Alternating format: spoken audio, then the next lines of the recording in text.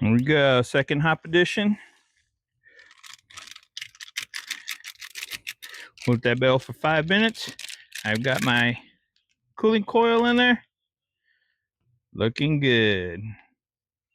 Oh yeah.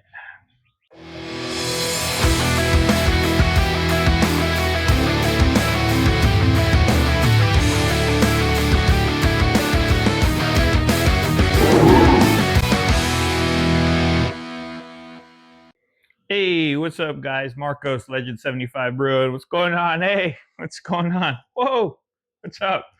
Good to see you guys again.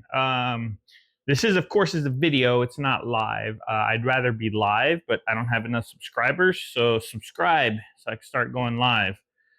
But anyway, we are here, St. Patty's Day, making my Lily's Red, which is a Irish red. So finally back on video, not live video. So it is early in the morning, so I'm drinking coffee right now. Cheers. But we will enjoy a brew a little later because, of course, this does take a while. So right now we're waiting for the HLT to heat up some sparge water, some water so we can mash in. But before that, here in a second, after I say a few words, I guess, we'll show you, we'll mill some grains. Mill some grains.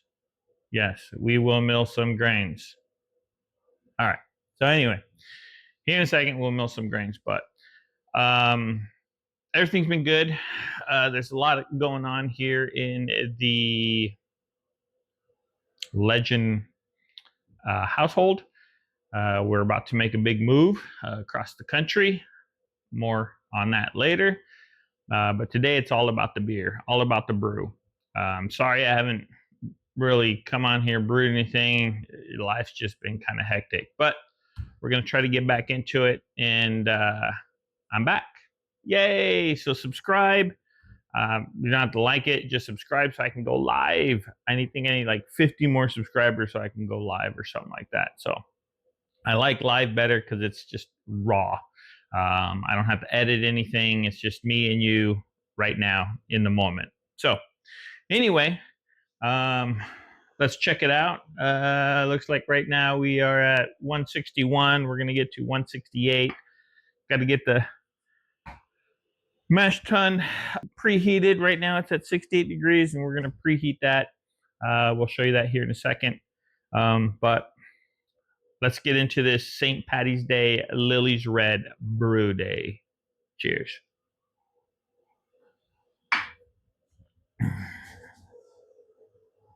Crap.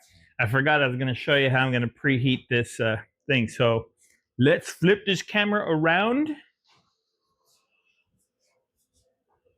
and get to it. So I am brewing inside, not in the brew room. I'm in my kitchen, in my house. But here we go. Here's my control panel for my brew stand.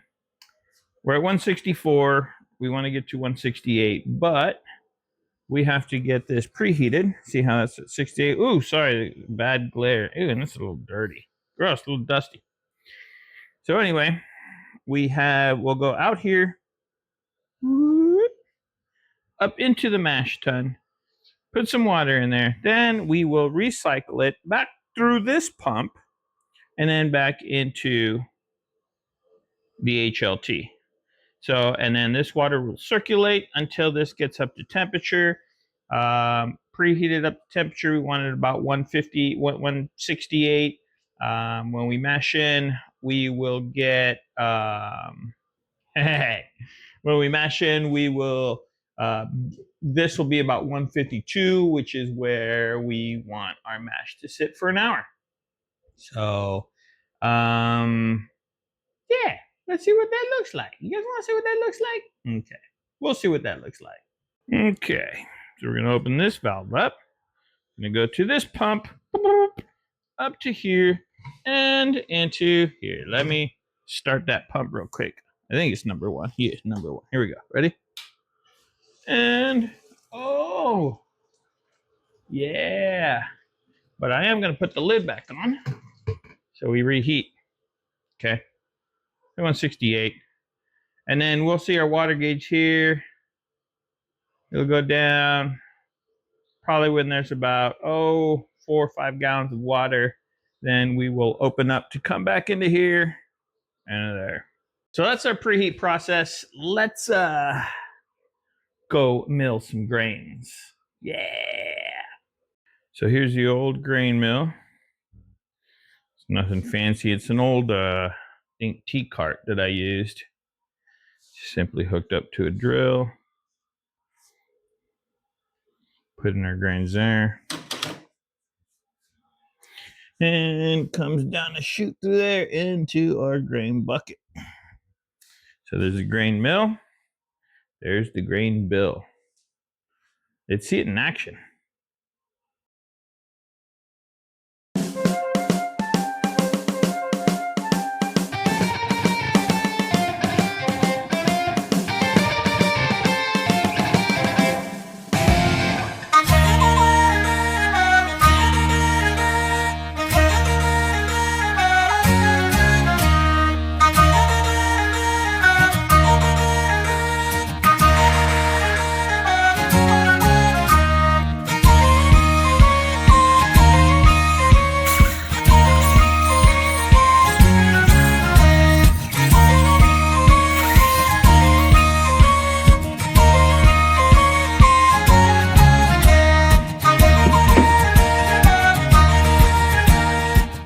All right, well, there's our crushed grains. There's only one thing left to do. Mash in. Yeah. All right, guys, it's time to mash in. Okay, so what I do is I put about, I'm gonna put this up here, 4 gallons of water in my mash tun. Got my grains, and we're ready to go in. Now I'm gonna mash with 4 gallons, so I'm put 3 in there. Oh, where's my mash? Where's my paddle? You gotta have the paddle to mix, right? We're gonna slowly pour this in here. We're gonna mix it in. Oh yeah. Let's get a close up.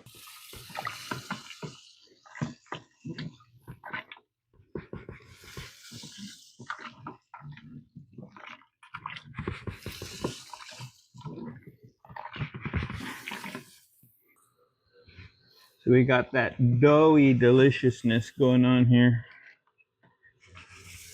I'm gonna go a little faster though.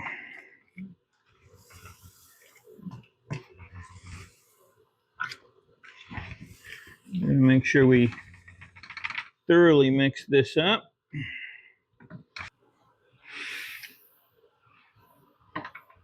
Okay. Get all of it as we can. So we got this deliciousness. We're gonna give it a thorough mix here. Make sure I don't have any dough balls.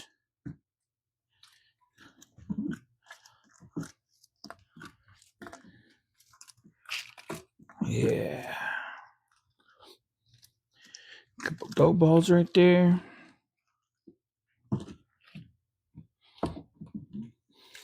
Make sure we're scraping the bottom. So that's looking really, really nice. I'm really impressed with that.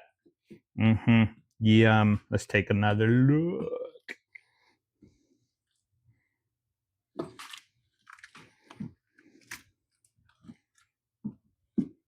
So when you brew, you got to know your equipment, right? You like your target temps and everything. So remember I told you that we have to get our water up to 168. So that way when we mash in, add our grains after preheating our mash tun, we mash for an hour at 152 degrees. Now check this out. Ready? 151.6. It's pretty good. I said we mash in at 152 right now. While it mashes, it can lose temperature. Sometimes it can gain temperature. You can add a little water to get back up to where you're at, but 151.6 is, well, pretty spot on, I would say. It did say 152 a second ago, but it looks like it's cooling down. It might heat up a little bit once, well, I put the lid on. And once the heat kind of sticks in there, it might go back up to 152. But we hit our target temps. Yeah, so we're going to keep going forward with this. It's amazing. I love brewing. Everybody should homebrew. Hey, don't forget to subscribe so we can go live. So what's next, you say? Boil off, or rinse, or set the grain bed. Call it what you may. So it's been an hour. Now we're going to set the grain bed. So then we can go into our boil pot and do an hour boil with our additions, but we'll cover that later. So there's a few ways you can do this. I have it set up where I go through a pump. Okay. All right. And I'll probably show you up here. Oof. That does smell delicious. And then we're going to sparge, okay? So this is going to be our first runnings. So I'm going to open up. And we're actually going to start the pump.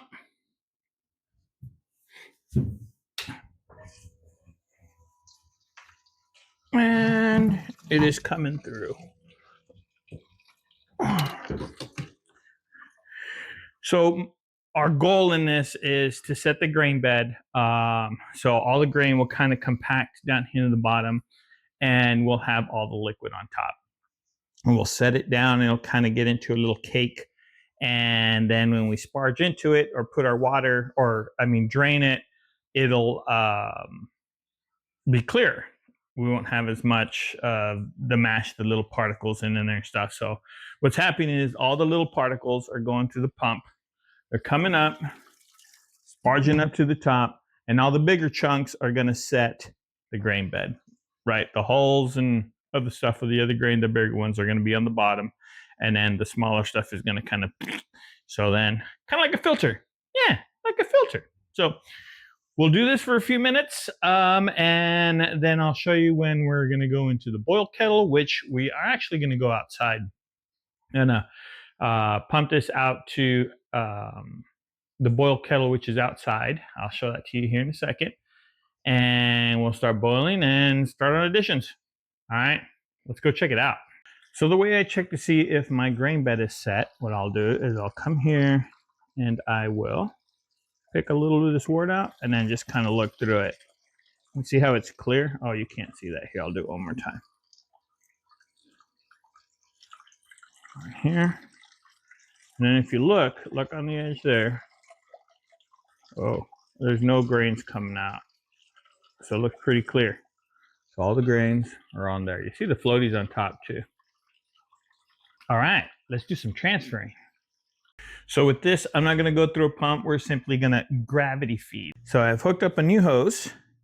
It goes from our mash all the way out here to our boil kettle. Yeah. So we're gonna go ahead and open it up. And we're slowly gonna open this up.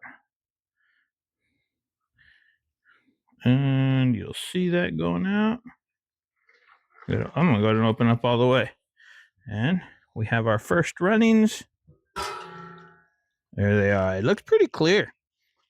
So it looks really, really good. Yep. And once that's done, I'll fire it up and start keeping it warm, get to the boil, and then we will batch sparge. So let's do some batch sparging. So now we simply batch sparge. So I'm going to take 3 gallons of this water and I'm going to put it on top of here. And then we're going to mix it up again, give it a stir.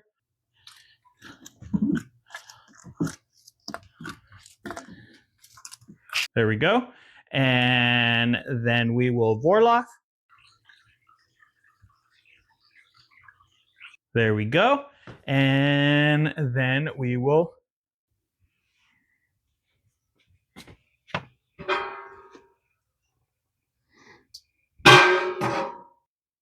finish our runoff into the boil kettle, and we'll start to boil. Yay! Now with my second running, what I'll do is I will only let go through what I need into my boil kettle. My boil off is about 1 gallon an hour, and that's what I'm going to boil for is 1 hour, right? And then coming out of there, I lose about 1/2 gallon. So I have to boil 7.5 gallons, 7.5, no, 7 gallons to get down to a 5-gallon batch, only because I'll lose 1 gallon there. That'll go down to 6. And then I'll lose 1/2 gallon, maybe a little bit more from the transfer into the fermenter, if I remember correctly. But so into the fermenter, we want 5 gallons total. So we got to boil about 6.5, 7 gallons of wort. The rest, if we don't use it all, well, you can either make a bigger batch or you can leave it as it is, or I can continue to boil it until I get to where it needs to be. So that's where we're at right now. We're filling in, and I am just waiting. You can't see those etchings back there, but we're waiting till they get to about 6.5, 7 gallons. It's a big waiting game. It's a big cleaning game. So we'll start cleaning a lot of things up. And we're going to get the hops ready. You want to get the hops ready? Let's go get the hops ready. The hops are ready. So we're going to use East Kent Goldings. And oddly enough, I have 1 ounce here, and I've got another ounce here. We're going to do one at the start of boil, and that's going to boil for 60 minutes. And that's going to be the bittering hops. And then I'm going to add flavor hops with 5 minutes left in the boil. And that's it. So those are ready. We're just waiting for the runoff and start boiling. I love it when a plan works out. So we're done. I didn't even stop it, but we are at, so you can blow the steam out here. Can you see that? Oh, I don't know if you can see it. 7 or 6.5 gallons of delicious wort. Perfect. See you at the boil, the first hop edition. All right, we're at the boil. Yes, of course, love it. Whew. Raging boil. Not raging anymore, but here is our first hop edition. I'm going to go straight into the spider hopper here. It keeps. So we call that a spider hopper, but I put all my hops in there so they don't get into the boil and I don't have to clean them out later. Exciting stuff. So we'll let that boil for, well, an hour, but in 55 minutes, we will do our second hop edition. Here we go, second hop edition. Let that boil for 5 minutes. I've got my cooling coil in there. Looking good. Oh yeah. All right, guys, we're all done with our boil. Here's the ice bath now. And it's going into there, going through a coil, coming back out over the ice, so it's cooling down. And then I've got this circulating. So it circulates, the water circulates this way, and then the wort circulates this way, so it cools it down quicker. Here, just in like 5 minutes, we've gone from boiling to what, 100, almost 115, coming down, 112 and coming down. So it's going good, which we like to see. The reason I have this mesh over here is because after it starts cooling down, you have to be very careful on what touches your wort. Then you need everything to be extremely sanitized, not necessarily sterile, just sanitized. I've got my fermenter here ready. I just changed batteries on it, but that's going to be ready. It'll sit in there for 2 weeks, 4 weeks. All right, this might be a little difficult because now I'm on the floor, but we are done. And now it's time to get into this fermenter. Now, there's 100 ways you can do this, right? Just make sure everything's sterile in there. So I put a mesh top on here like this. And then I unhook that. See if I can put this down here.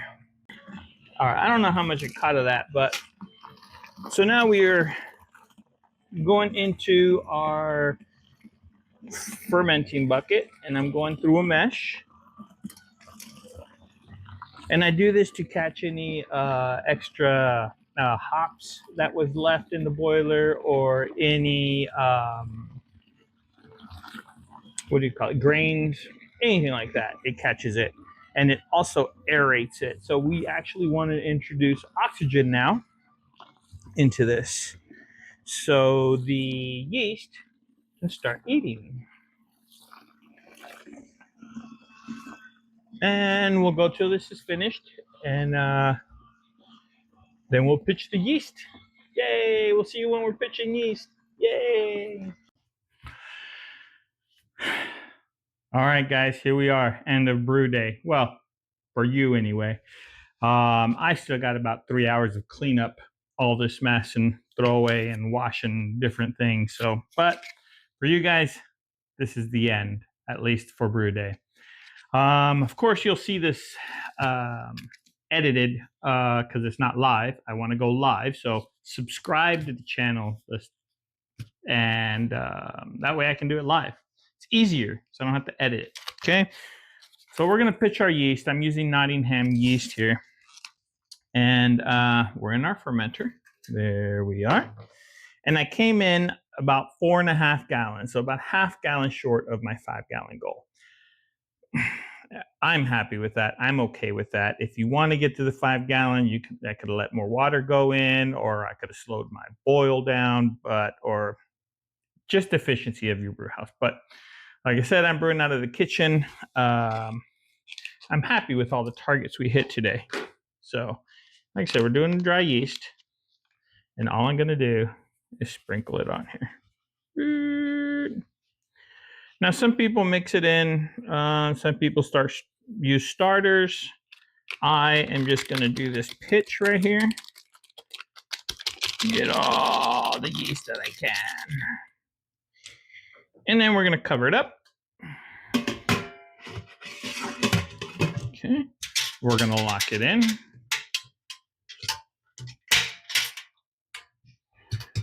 So what's going to happen now? Well, it'll sit in here for 2 weeks. And I'm going to put this bubbler on here. But before I do that, we are going to pull some to taste and to do a gravity reading to see how much alcohol we're going to get out of it. But we'll do that off camera. But this is essentially a cloudy red ale. Ooh, oh, the color's going to come out so beautiful. I'm going to give it a taste. Oh, that's going to be good. Yeah, that's my Lily's red right there. Okay, so let me get my essential pieces. Here we go. And all this is an airlock. Right? Put it right on there.